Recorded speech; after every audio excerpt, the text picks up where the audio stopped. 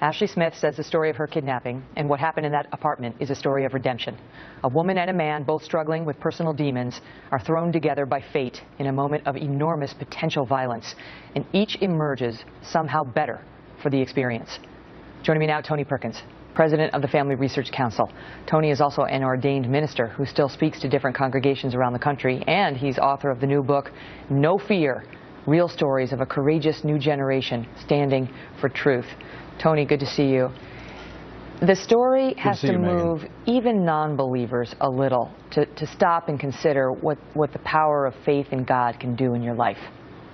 It's a powerful story, and as a reporter, you know this, as a law enforcement officer, I've not seen many cases end like this, and it really is the power of redemption as she, simply read from the purpose-driven life and that message of forgiveness and redemption, which all of us are really down deep, whether we admit it or not, are searching for that peace that only comes through forgiveness, that comes through Jesus Christ. And she tells that story, two lives transformed, both on wrong paths, but they come out of there forgiven. They have to pay for the choices they've made, but forgiven. And she paid as well, for her drug addiction and losing custody of her daughter for a time, and then obviously that night was the beginning of a new life for her. Are you surprised that Hollywood chose to make a movie like this?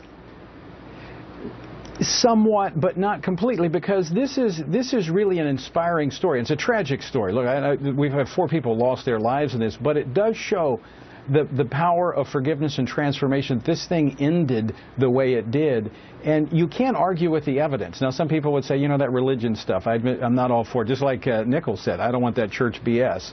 The reality is the evidence is there. This thing ended in a peaceful situation where he surrendered himself, and as you said earlier, he had no reason to do that. After taking 4 lives, he could have killed her and other people and himself on the way out, but it ended different because of that message. That is the power of the gospel of Jesus Christ. It transforms lives and makes prisoners free. Is it any sort of a testament to, people can argue about God in the public square, but at least keeping the porch light on for God in the public square. We're sort of removing God from every corner of life right now, and you see the power of faith and belief in Him that can change lives in this story.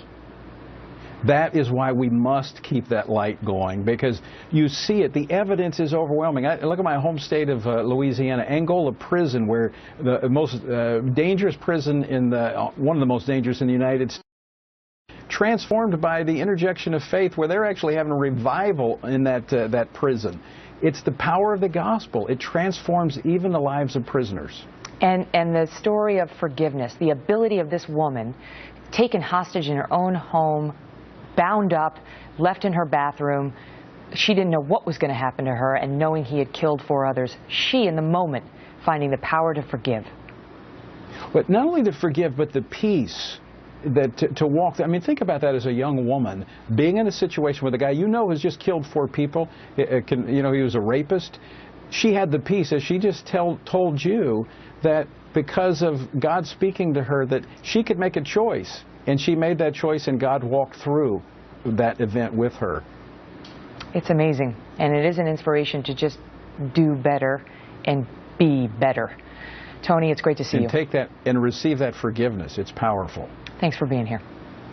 Thank you.